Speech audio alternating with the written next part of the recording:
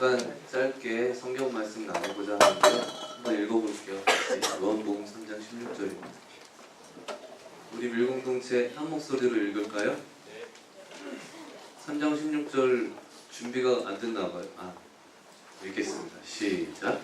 하나님이 세상을 이처럼 사랑하사 독생자를 주셨으니 이는 그를 믿는 자마다 멸망하지 않고 영생을 얻게 하려 하시니라. 이 예배에 나오신 여러분 예수님의 이름으로 축복합니다. 아멘. 옆에 있는 분들에게 이렇게 한번 인사해 보시면 좋겠습니다. 참 잘 오셨습니다. 한번 해볼까요? 당신은 사랑받기 위해 태어난 사람입니다. 감사합니다. 편안한 마음으로 말씀을 만났으면 좋겠습니다. 여러분, 우리가 비행기를 우리가 알고 있습니다. 비행기 타는 게 보편화되어 있지만 저는 성인이 돼서 신혼여행 가면서 이 비행기 처음 타봤는데요. 저희 아내도 마찬가지. 저는 그때 그 감동을 잊을 수가 없습니다. 왜냐하면 그 거대한 물체를 가까이 쳐다본 것도 처음이요. 그 속에 들어가서 앉았는데 그 거대한 기계가 달리더니 어느 순간에 공중에 뜨더란 말입니다. 그렇게 신기할 수가 없습니다. 여러분, 이 거대한 물체가 이렇게 공중에 둥둥 떠 있다는 것이 너무 신기해요. 그래서 비행기가 막 이륙하려고 하는 그 순간에 옆에 제 아내, 새색시 아내를 붙들고 뜬다 이러면서 호들갑을 떨었던 기억이 있습니다. 제가 갑자기 이 비행기 얘기를 꺼내는 거 하니까 여러분, 우리가 이 시간 한번 잠시만 생각을 해보기를 원합니다. 여러분, 이 비행기는요, 그야말로 공중에서 이 외부 세계와 완전히 단절이 되기 때문에 비행기를 통째로 납치해가지고 공중에서 강도짓도 하고 때로는 비행기가 추락하는 일이 있습니다. 그렇게 되면 모든 승객들의 목숨이 한순간에 다 날아가는 것이죠. 그래서 이 하이제킹이라는 말이 나올 정도로 아주 위험한 일이고, 그래서 비행기에 오를 때 오랜 시간 검문 검색을 합니다. 여러분, 만약에 우리가 비행기를 타고 가는데 말이죠, 어떤 사람이 비행기 조종실에 들어갔어요. 비행기 운전하고 있는 조종사에게 가더니 자기가 비행기를 한번 조종해보겠다고 말하면서 잠깐 비키라는 것입니다. 이 사람 조종사 아닙니다. 그냥 평범한 일반 승객이에요. 그 사람은 비행기를 몰아본 적도 없고 실제로 운전을 할 수도 없습니다. 그러므로 조종석에 앉아서는 안 되는 사람입니다. 운전해서는 안 되는 사람입니다. 그냥 관해망상증처럼 자기 스스로 운전할 수 있을 것으로 믿고 있는 거예요. 근데 현실은 다르죠. 이 사람 조종사가 아닙니다. 여러분, 만일 정말로 그가 조종석에 앉는다면 어떤 일이 벌어질까요? 끔찍한 일이 벌어질 겁니다. 조종석을 내줄 리도 없죠. 근데 만약에 이 사람이 영화에서 막 보는 것처럼 칼이나 총 가지고 협박을 하면서 조종사를 옆에다가 이렇게 묶어놓고 자기가 조종석에 앉았다고 한번 생각해 보십시오. 이거는 생각만 해도 끔찍한 일입니다. 그 비행기 어떻게 될까요? 반드시 추락할 것입니다. 추락하죠. 왜냐하면 이유는 간단합니다.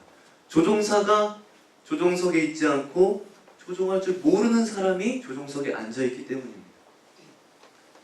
여러분, 이것이 만화 같은 이야기로 들리십니까? 만화 같은 얘기예요. 이게 실제로 만약에 비행기를 납치한다고 해도 이 비행기 운전할 줄 모르는 사람이 조종석에 앉지는 않겠죠. 근데 여러분, 문제는 뭔가 하니까 바로 이 만화 같은 이야기가 오늘 이 세상의 모든 사람들의 실제로 살아가는 인생 가운데 실제로 경험되어지고 있는 이야기라고 성경은 그렇게 말씀하고 있습니다. 성경은 바로 이것을 우리에게 말씀합니다. 모든 사람들의 인생에서 바로 이와 같은 만화 같은 이야기가 실제로 일어나고 있다고 말씀해요. 단지 영화나 무슨 미국 테러에서나 일어나는 그런 끔찍한 얘기가 아니고 모든 사람들의 생애 속에 이런 일이 경험되어지고 있고 인생 속에 실제로 나타나고 있다고 말씀합니다. 무슨 이야기일까요? 여러분, 인간은 제법 유능한 존재입니다. 유능한 존재입니다. 그러나 그렇다고 해서 인간이 모든 것을 알 수 없습니다. 여러분, 인간은 인간 자신을 모릅니다. 자기를 모릅니다. 사람이 한 인생을 살고 있지만 사람은 이 세상에 왜 왔는지, 어디를 향해서 가는지 모릅니다. 어디서 와서 어디로 가는지를 모릅니다. 왜 살며 무엇을 위해서 살며 인생이 왜 존재하는지 대답하지 못합니다. 인간 자신을 모르는 것이죠. 그러나 여러분, 모르는 것은 당연합니다. 지극히 당연합니다. 왜냐하면 이 인생과 세상은요, 인간 자신이 만들어 놓은 것이 아니기 때문에 그렇습니다. 그러므로 모르는 것은 지극히 당연한 것이죠. 근데 기가 막히는 사실이 뭔가 하니까 인생과 자신에 대해서 모르고 있음에도 불구하고 인간은 그 자신의 인생을 자기가 조종할 수 있다고 믿는 것입니다. 여러분, 이것은 마치 비행기에 대해서 전혀 알지 못하는 아주 평범한 승객이 자기가 조종하겠다고 나서는 것과 같습니다. 이 착각입니다. 그렇게 해서는 안 되는 것이죠. 여러분, 인생을 조종할 조종사는 우리 인간 자신이 아닙니다. 성경이 말씀하는 것이 바로 이것입니다. 조종사가 따로 있습니다. 그럼에도 불구하고 대부분의 사람들은 자신의 그 유한한 재능, 또 자기의 그 지식, 또 자신의 그 얼마 되지 않는 경험, 이것을 믿고, 이것을 크게 믿고 얼마든지 자기 인생을 자기 자신이 조종할 수 있다는 것입니다. 그리고 실제로 자신의 인생을 한평생 마음대로 조종하다가 결국에는 추락을 경험하는 것입니다. 그가 조종하는 인생이 추락하는 것입니다. 죽음 앞에서 자신이 없습니다. 아무것도 모르는 길로 돌진하고 있습니다. 두려운 것입니다. 여러분, 성경은 말합니다. 인간은 그 인생의 조종사가 아니다. 조종사는 따로 있습니다. 인생의 조종사는 여러분, 인생을 만드신 분이십니다. 그가 인생을 알고 계십니다.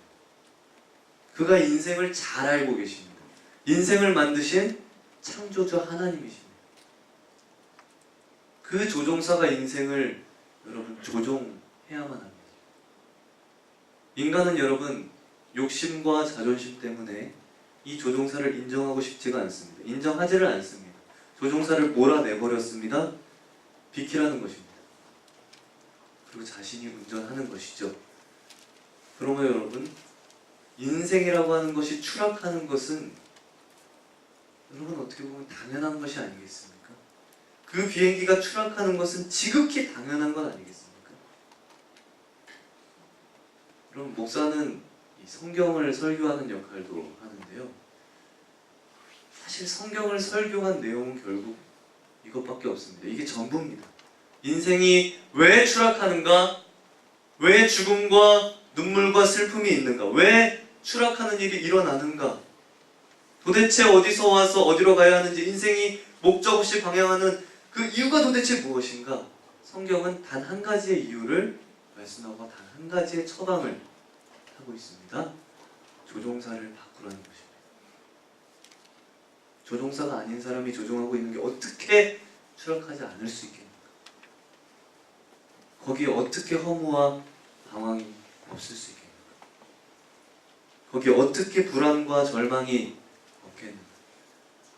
인간이 추락하지 않는 유일한 방법은 조종사를 바꿔야 하고, 그러지 않으면 어떤 방법도 없다고 성경이 말씀하고 있습니다. 여러분, 사도행전 4장 12절 말씀을 보면 다른 이로서는 구원을 받을 수 없나니 천하 사람 중에 구원을 받을 만한 다른 이름을 우리에게 주신 일이 없습니다.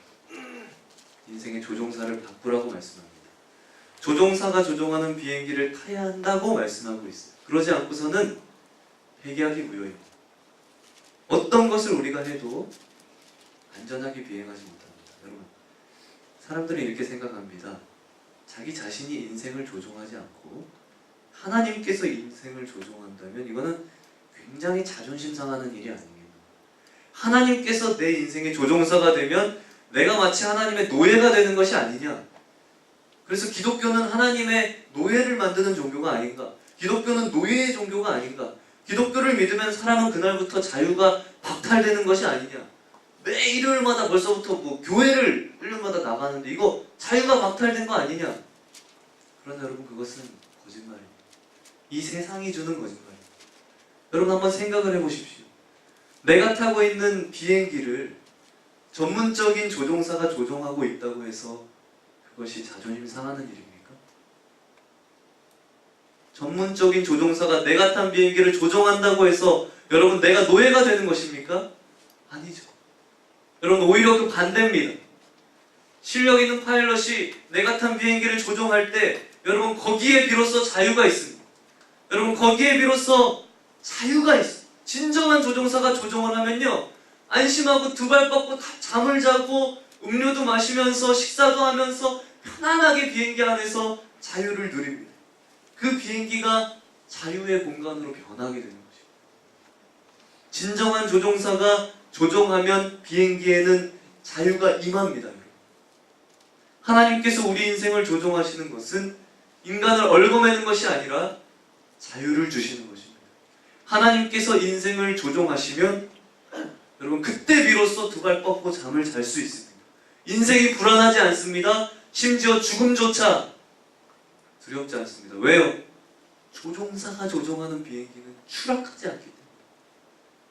내가 내 인생을 모르지만 그가 내 인생을 영원히 안전한 곳으로 에스코트 하시기 때문에 조종사가 조종하는 비행기는 여러분 추락하지 않습니다. 우리 이 말씀을 같이 한번 함께 읽기를 원합니다. 요한복음 10장 10절부터 11절을 보니까 있습니다. 시작. 도둑이 오는 것은 도둑질하고 죽이고 멸망시키려는 것뿐이요 내가 온 것은 양으로 생명을 얻게 하고 더 풍성히 얻게 하려는 것이다. 나는 선한 목자라 선한 목자는 양들을 위하여 목숨을 버린다. 이러한 조종사로 바꿔야 하는 것입니다. 여러분 우리가 어떻게 조종사를 바꿀 수 있을까요? 어떻게 하면 진정한 인생의 조종사이신 우리 이 하나님께서 어떻게 하면 내 인생을 조종하게 하실 수 있을까요?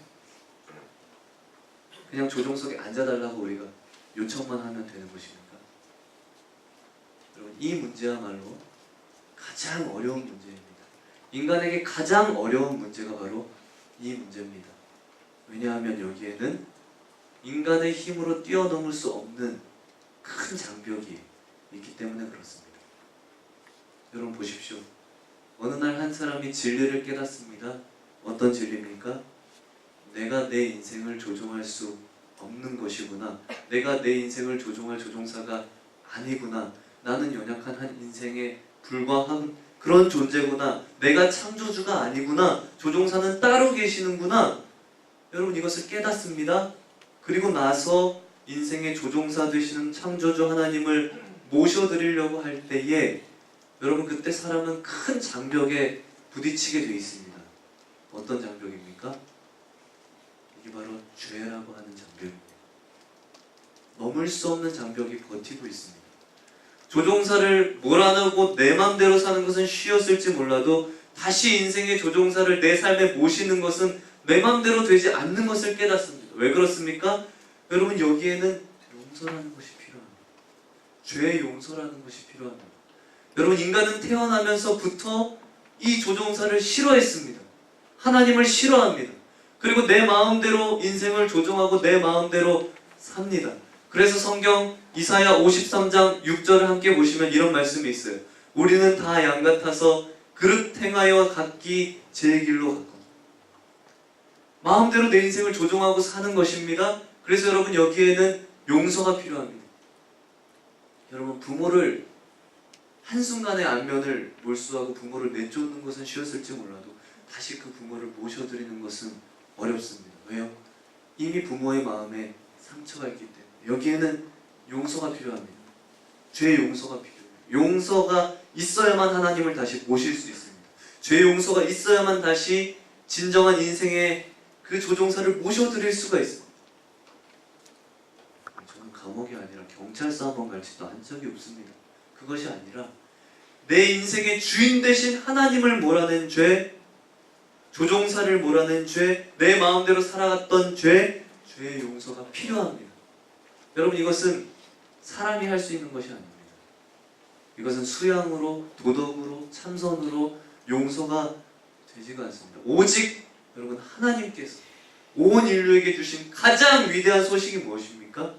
오늘 우리가 함께 읽었던 오늘 본문 성경을 다시 한번 우리가 읽겠습니다. 요한복음 3장 16절입니다. 다 같이요. 하나님이 세상을 이처럼 사랑하사 독생자를 주셨으니 이는 저를 믿는 자마다 멸망치 않고 영생을 얻게 하려 하시라. 아멘.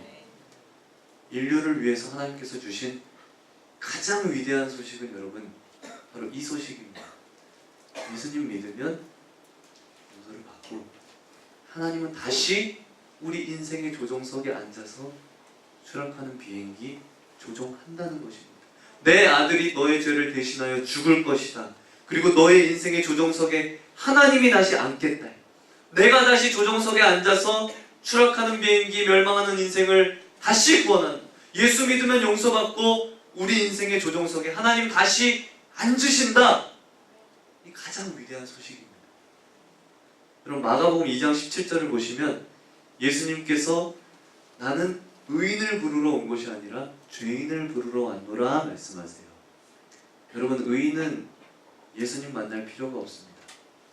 예수님 만날 수 있는 자격은 저처럼 죄인이어야 만날 수 있습니다. 자꾸 아까부터 무슨 죄를 자꾸 지었다고 또 교회만 오면 자꾸 죄인 얘기하지 진짜 기분 나쁘네 이런 마음이 드실 수 있지만 여러분 예수님은요 의인입니다 라고 하는 사람에게는 필요가 없습니다. 예수님 저는 죄인입니다. 주님이 필요합니다. 주님 저에게 와주세요 라고 하는 사람에게 예수님 다가가십니다.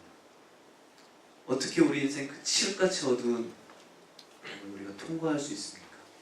다시 한번 이사야 53장 6절입니다. 우리 함께 읽겠습니다.